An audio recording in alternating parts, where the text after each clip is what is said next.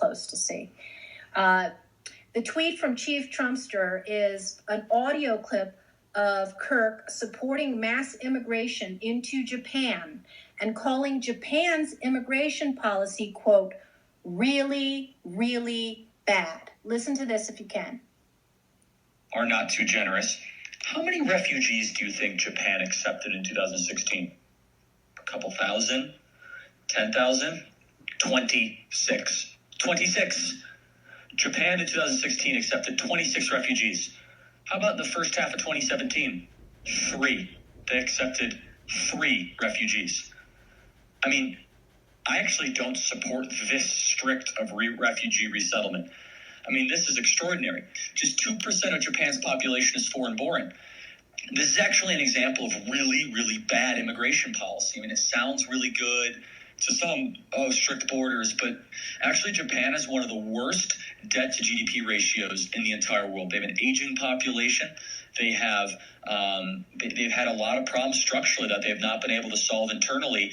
And honestly, a upstart entrepreneurial focused immigrant community could really have helped Japan.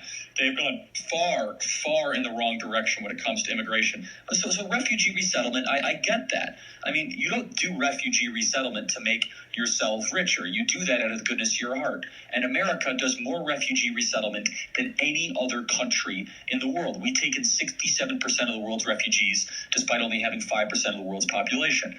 And part of that, I say, okay, we have a bigger heart, we have more wealth. I'm fine with that. I am. And I think that's part of what it means to be an American is we step up in times of crisis. And hopefully we help solve, the refugee issues. Holy freaking crap. Can you imagine if rank and file donors, like good Republicans who believe in America first, who wear their MAGA hats, okay, America first, right? Not America last, listened to this bullcrap from a kid who knows nothing about immigration policy, who has the chutzpah and gall to criticize Japan, a sovereign, functioning, effective, efficient country that works, that isn't plagued by terrorism, that isn't plagued by all of the curses of the diversity that we have allowed to subsume our country and undermine our sovereignty for the last 30, 40 years. Oh my God. Japan only accepted 3 refugees. Okay, let's make this clear. And salute to Chief Trumpster for identifying that clip and getting it out there. If you're on Twitter, if you're commenting to me right now, I want you to make sure that you retweet it and that you tell your friends who watch Charlie Kirk and go to his events and buy his books. And after all, President Trump loves him. And please educate him. Educate your friends about the fact that this guy is not only advocating that Japan sabotage its own strict immigration enforcement policies and open its doors wide open to all of the world's wretched refuse, but also that the message that he is sending is that, well, we are a better country because we care more about people. I would like someone to ask Charlie Kirk at his next TPUSA event or his book pimping event. And I'm not going to say that I wish that he'd be asked on Fox News because they're not going to ask him. Wonder why, Paul Ryan on the board of Fox News Corporation, News Corp, right? So what exactly is your ideal number of accepting refugees into our country? We have 3 million of them already. And by the way, as part of the MAGA doctrine, our president actually did something very good.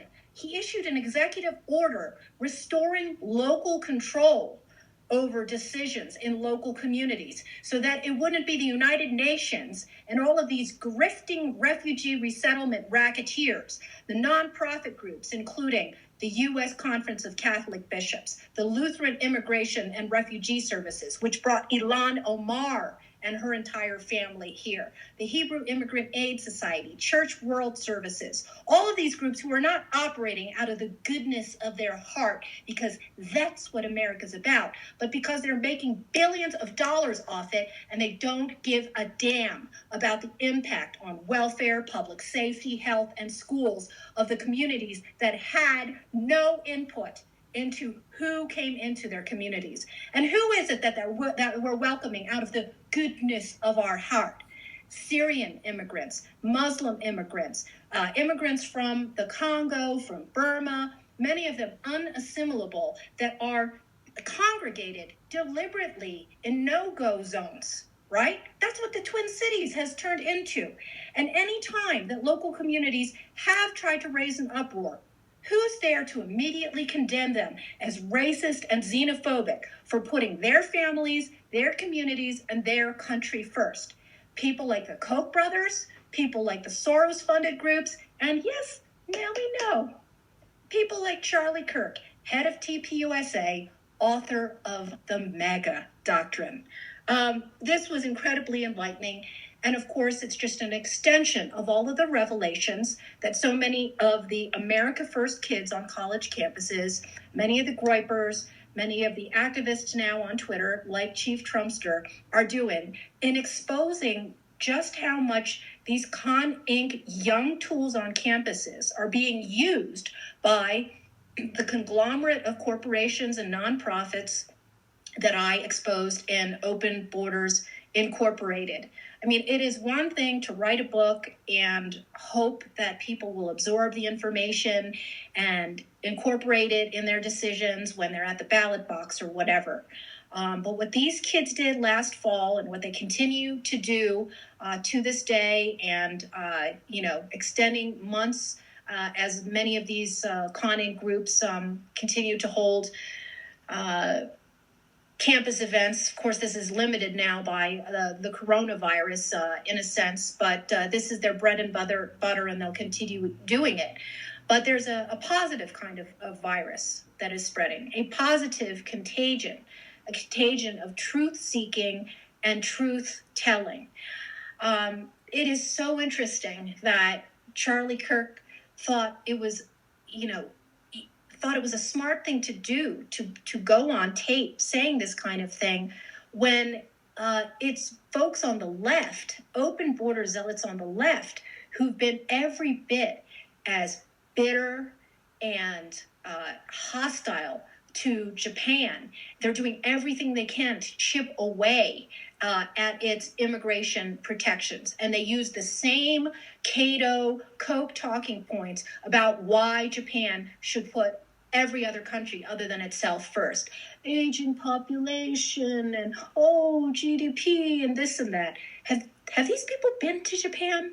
I've traveled to Japan for the last couple of summers consecutively, and it is a beautiful country of people who have pride in their nation. And sure, they're happy to welcome people to come and visit. They have a very, very narrow and limited amount of guest workers who are allowed into the country. And when they're done, they go home. And even to be able to have the privilege of working into the country, they have to have a working knowledge of the language. And as those of you know who have ever attempted to try to learn Japanese, it is not easy. Everything functions. The subways are safe. You see 5-year-olds who are walking around alone on the streets. It's a safe place to raise families. And there is nothing wrong with a sovereign country ensuring a demographic balance that will preserve its sovereignty and its future.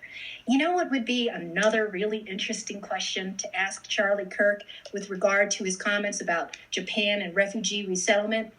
So does he have the same concerns about Israel's immigration policies? Is he outraged at the limited number of refugees that Israel has accepted relative to the rest of the world? Does he presume to dictate that Israel should change its concern and that it should abandon its own concerns about demographic and religious balance and who it allows into the country? Oh, but you know what? Even for raising the question, one will be called you know what.